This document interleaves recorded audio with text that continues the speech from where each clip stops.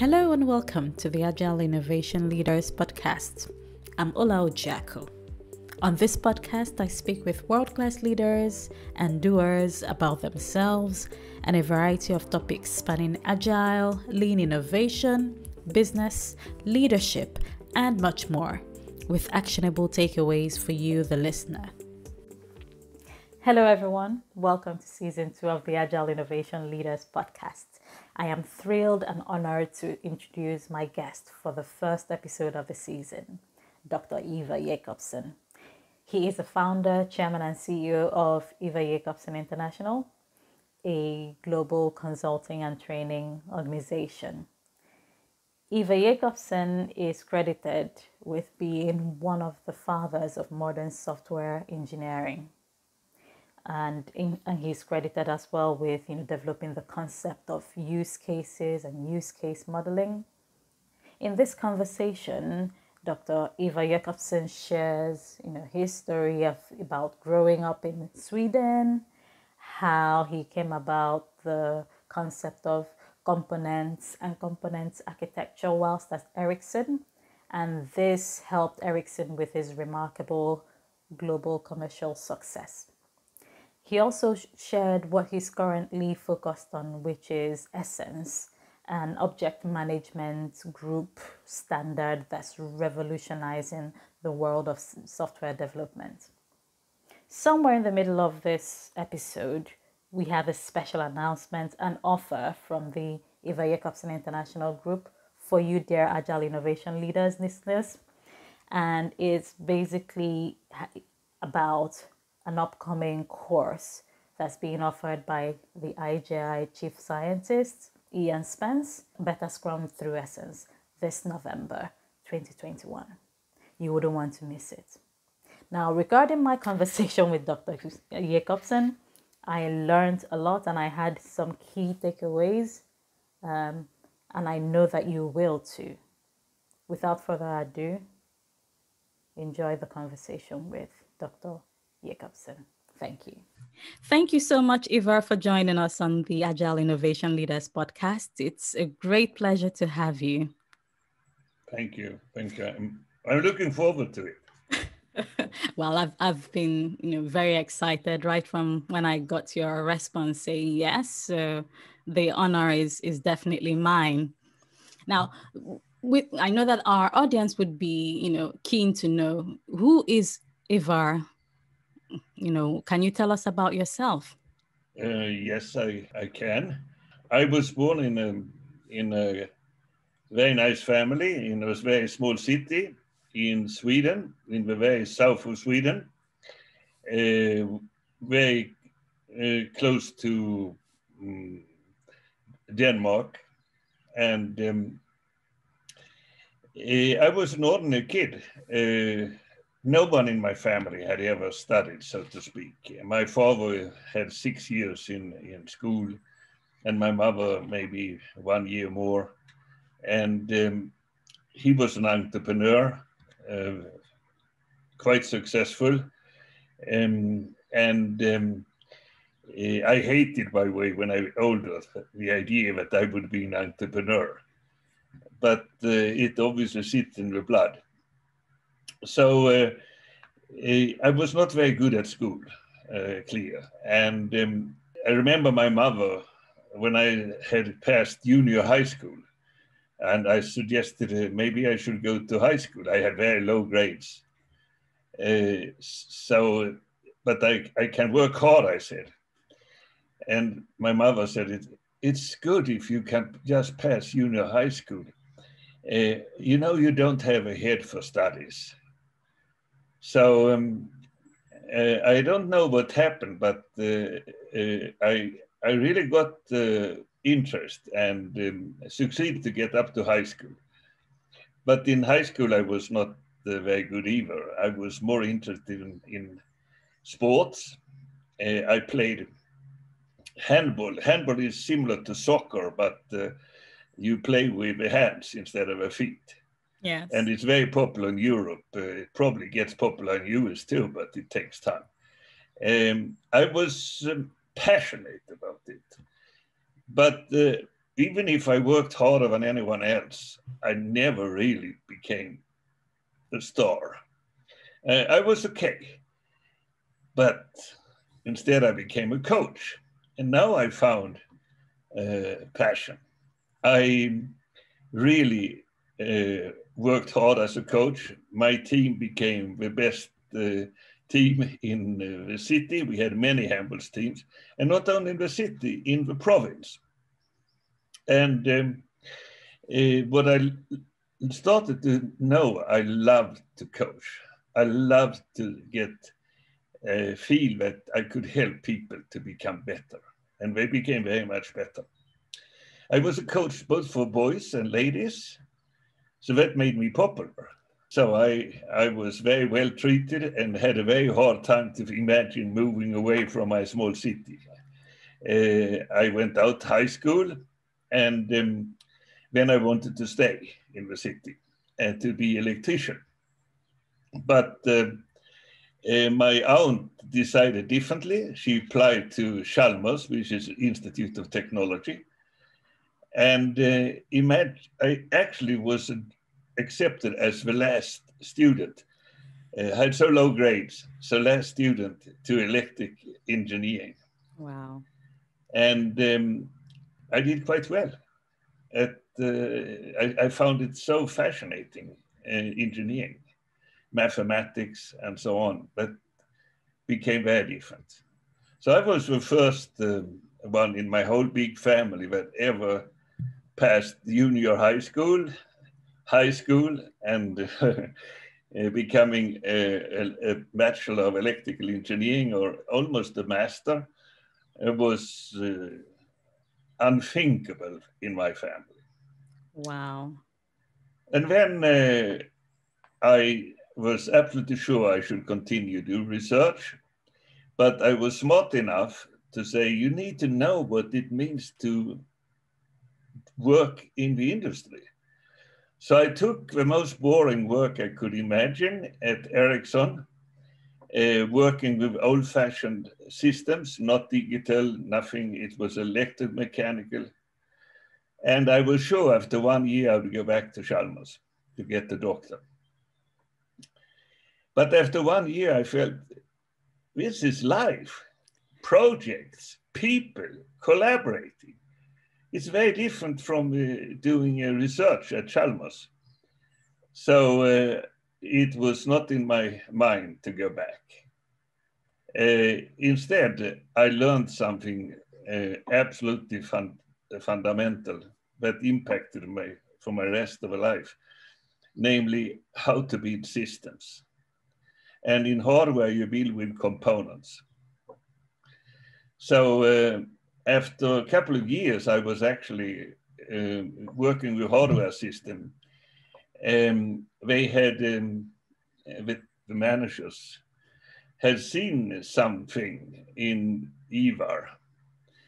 And so they actually offered him to become project manager for the most mission critical system, which was based on computing.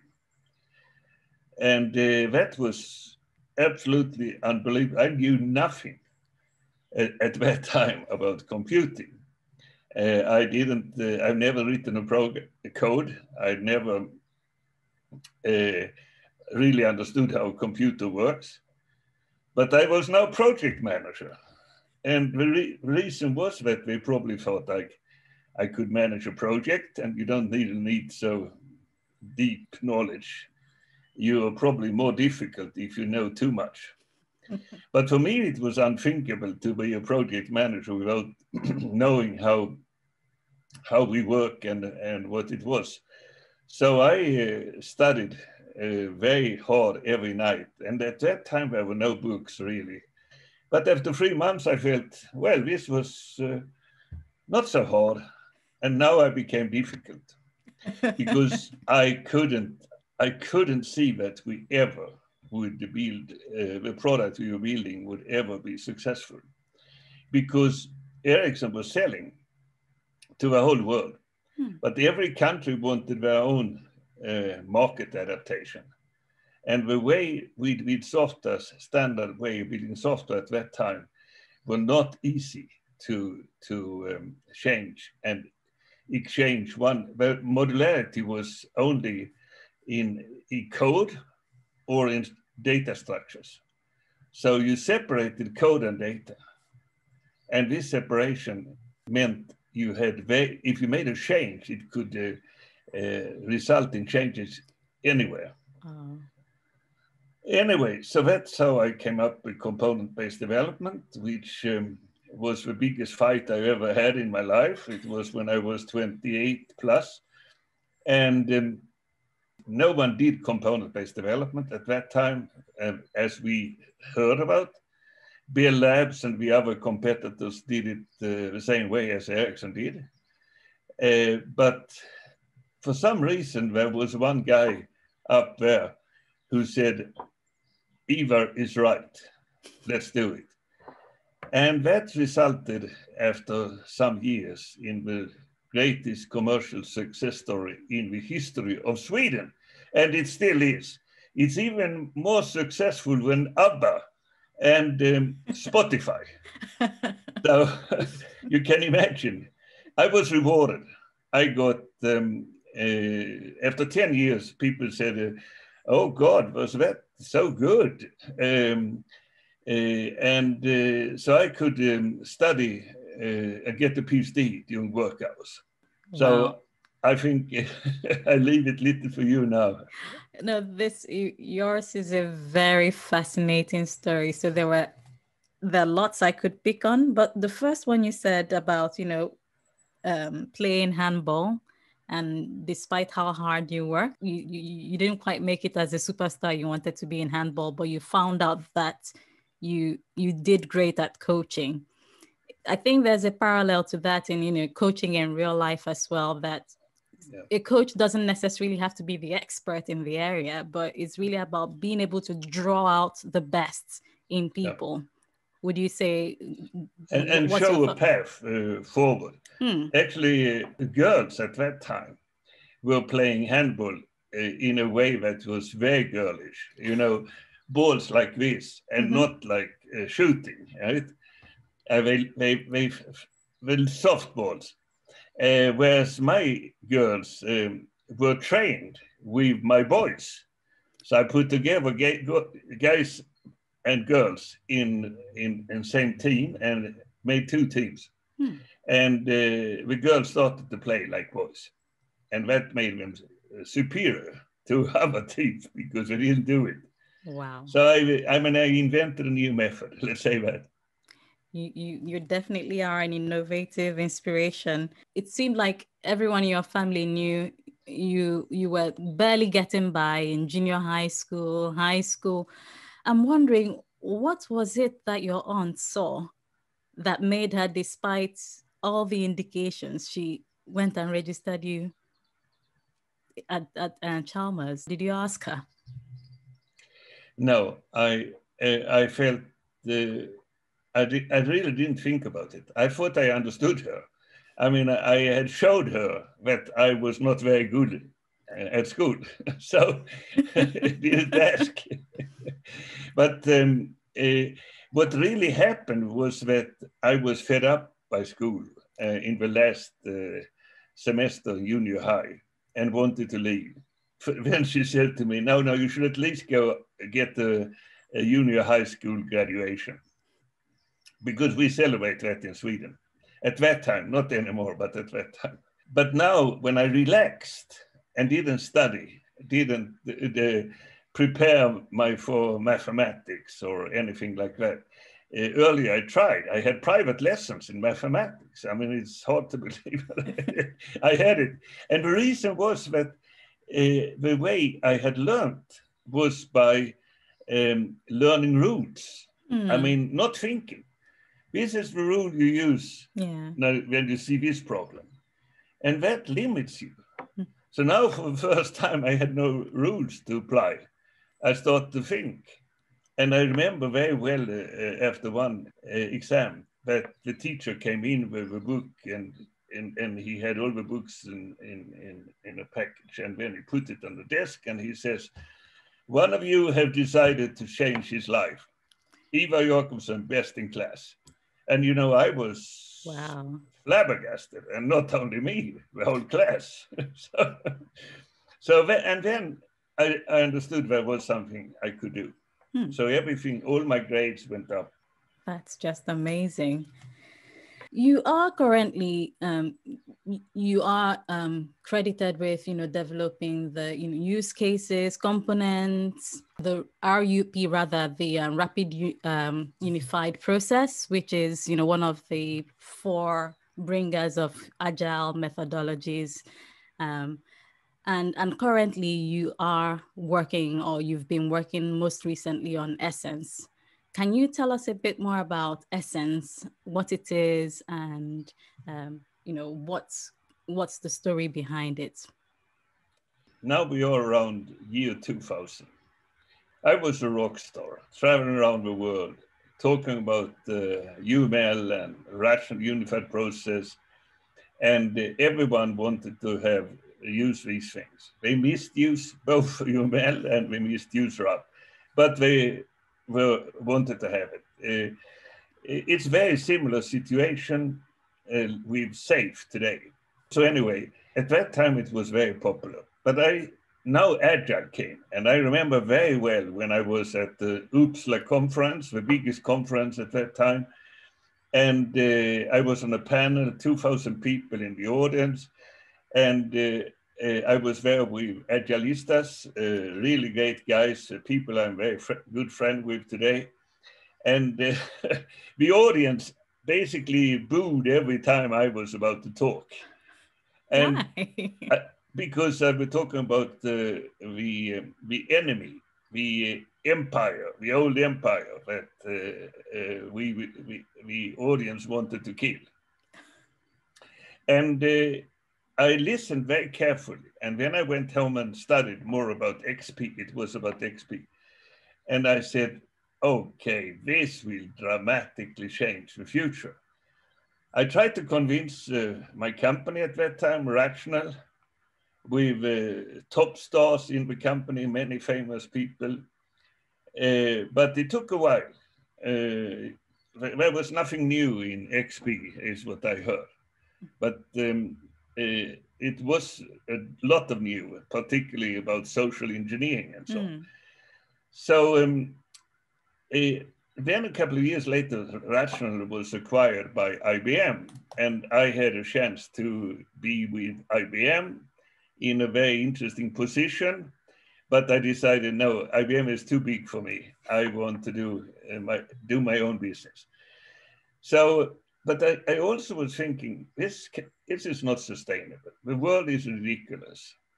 Here you have gurus like me, and they play such an important role. And still, a guru is just a methodology salesperson. You can be an expert on a few things, but you're never an expert on the whole, all things you need to do when you develop software or develop anything for that matter, hardware, systems, and anything. So I wanted to get rid. I felt this is stupid. And I use the word foolish because it's a little nicer than stupid. But having gurus that develop methods, and the ideas in the methods cannot be reused in another method without rewriting it. So for instance, Scrum has been used in SAFe, but it doesn't fit into SAFe without rewriting it. And that means that the original authors of Scrum are diminished. Instead, it moves into something else. So we get no collaboration between these top guys. They don't like one another. And I'm not talking about any particular person, but that's a general problem. Instead, we want the top guys to collaborate and help the world. So I came to the conclusion we need to do something dramatically different. Instead of having all these different methods with nothing in common, that is visible. And still, a lot is common. It's just hidden because everyone hides it without the purpose to hide, but it becomes hidden in a particular method. So what I said is that every method has a number of ideas, you can call them practices, or in method prisons. They are in a prison guarded by a guru. Isn't this foolish? At least I think so. So in 2005, we decided, and my company, to do something different. And we started to identify a common ground between all methods. What is it that is essential that we always do, always produce, always have in terms of competences, for instance, and so on. And it created that, we call it a kernel. It's very small, it's very powerful, and it works as a platform to describe methods. So instead of that, every methodologist has his own way of describing everything, his own language, his own terminology, his own isolated island. We create a common ground, which has actually become a standard. And on top of this standard, people now can describe their own method. So Scrum, for instance, have become Scrum Essentials, is described on top of this kernel, which is called Essence. A standard is very important because it should, first of all, nothing should be a standard without being such that everybody can accept it. If there is any really controversial stuff, throw it out and keep it at such a small level, but big enough to be useful and as useful for everybody. So now many companies are using Essence to describe their own methods. We are working with Jeff Sutherland. He has essentialized, as we call it, both Scrum and his Scrum at scale. Yes. We're also working with Scott Ambler, who has essentialized some of his practice. He has so many practices, so he has to wait till we build a bigger library of practices. So we have it today in my company, we have 100 practices described. 50 of them are published and available. But there are many other people around the world that develop practices, and we can put them in an ecosystem, which we are trying to do. So people can go there and select the practices, and they say, I want user stories, I want Scrum, I want test-driven development. Compose these 3 practices, and I have my method. And then you can add more and more as you become more and more competent. You scale up, you don't scale down, that you have to do with the big frameworks like RUP and SAFe.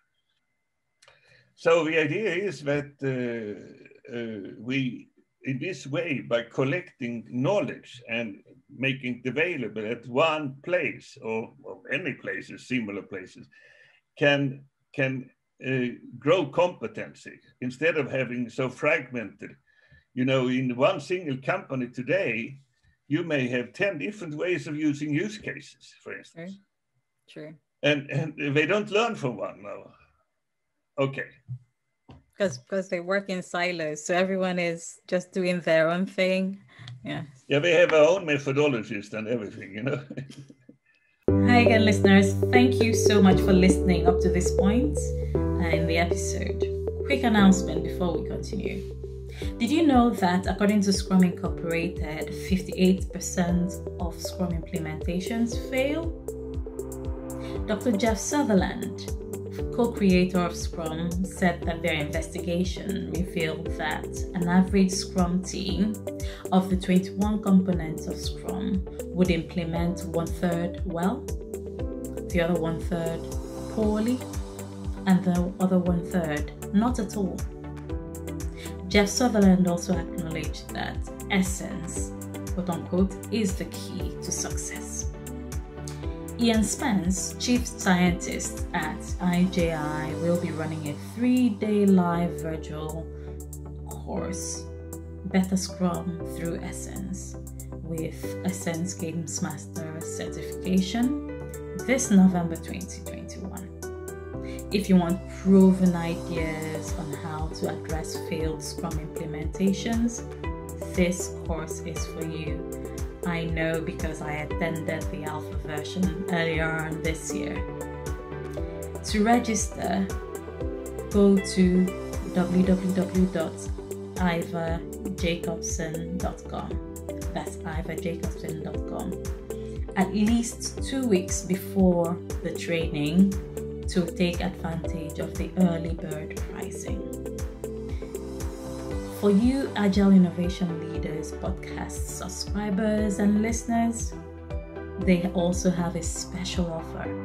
So you can also have a 5% discount off the cost price if you use the code AILP5OFF. That's AILP5OFF. Back to my conversation with Dr. Ivar Jacobson. Wow. Well, it does sound like Essence is going to be a game changer. Where do you see it? What's your ideal state for Essence in terms of adoption? Okay. So the roadmap is we are now have developed tools that we are using with clients, and there are tools we never have had before, the kind of tools we never have had in the software engineering discipline before. And we are using them with client, learning, and we work with one client after the other. We expect to, at the end of the year, have verified and that it will work. Then the approach is that we make it more widely available. Okay. And we are looking more for volume than for big accounts. Right. So now we are extremely optimistic. There are, as you know, we have a forum, two forums. One is a meetup called Essence for Agility, which has now in just a couple of months got 2,000 members. Wow. And next time we will get my good friend Grady Boots to speak together with a couple of other people about architecture and agile methods. We also have created a forum in the academic world called Essence Education Forum, where more than 50 university professors are collaborating to create material for training and so on, and also do projects and basically anything on top of Essence. So it's, no, I'm very bullish. I've never seen so much progress as now. Yeah, if I look back on the things I have contributed to, I can say basically all of them have been by first identifying a problem that no one else has identified, and then sell that problem. So other people think it is a problem. And that's not trivial. That's absolutely the hardest thing.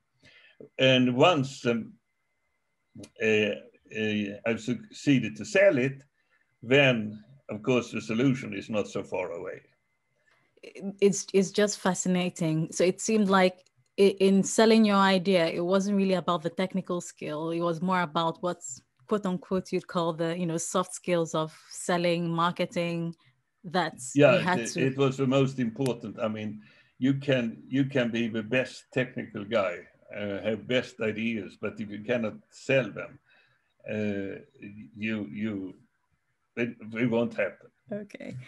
Now it kind of moves or ties in with one of your favorite quotes that you shared with me, that shy boys don't kiss beautiful girls. Do you want to expand on that? This is a Swedish expression, and not so known there is nothing similar what I know in English that you can say that is strong enough. Very probably similar, but not strong enough. It means basically that even if you have an idea that is controversial, you have to express it, because it will never, otherwise it will never happen. I remember a situation when I was in South France, and at the conference, it was a conference for executives.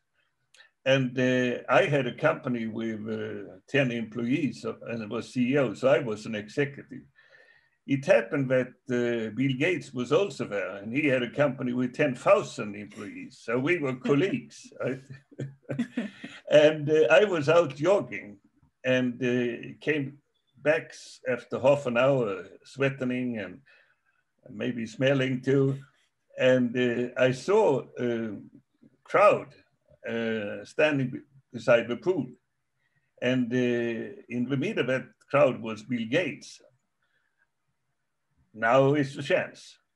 So I ran up there, and I don't know for what reason, if I was not really rude in any way, but they moved around, they opened the crowd, and I stood face to face to Bill Gates. And I did my elevator pitch, and then he talked a little, and then he said, he welcomed me to Microsoft. He gave me his business card and say, I will come, and you have to come and talk about engineering in software. So that's an example of that shy boys may not kiss beautiful girls. So don't be shy. It reminds me of the saying in English that fortune favors the brave. So maybe that's the closest saying to that, but it's really about being bold and seizing the moment. Yeah, Wow. That is exactly what it is. Well, and by the way, it's valid in the other direction too. It's not only boys we are talking about. It can be anything. Well said, Ivar. Well said. You also have another quote that you like, or that you use a lot in your organization. Can we do it smarter? What do you mean by that? Basically, in every situation where you meet difficulties, you may come up with a solution that is very straightforward, the most uncontroversial story, a solution, but it's really not fantastic. It just is a solution. In this situation, I ask almost always, can we do it smarter? And the interesting thing is that if people start to think like that, can we do it smarter? They often come up with smarter solutions. And I have, my own experience has been exactly that. Could you tell us about the book you're writing for your son? You said you have a 5-year-old son, and you're writing a book for him that's titled What They Don't Teach You in School. Yes, I'm a very lucky man. I have a 5-year-old son. My name is Ivar in Swedish, and his name is Ivar Theodor, which becomes IT. And that thing was not on purpose. It just happened. My wife liked the name Ivar and Theodor. Ivar is a Viking name. Theodor means God's gift in Greek. And, I am not 20 years old, so get a son is really God's gift, if I may use these words. Yes. And so I want to write a book for him that he can read when I don't know where I will be. And I'm certainly, if I will be somewhere else than on this planet, it will be in heaven, that is for sure. So he will get the book, and this book is about smart cases. So I describe situations in life when you can do something smart or not so smart. First of all, there is a huge difference between being intelligent and being smart. I have a lot of friends that are extremely intelligent, analytical, and so on, but I wouldn't say they are smart. I have written about 100 pages. It takes quite a lot of time, and it must be funny or entertaining, otherwise he will not read it. Now, what books have you found yourself recommending to people, so or giving as a gift to people the most, and why? Yes, I think 2 books I would mention, and this is also where I could recommend others.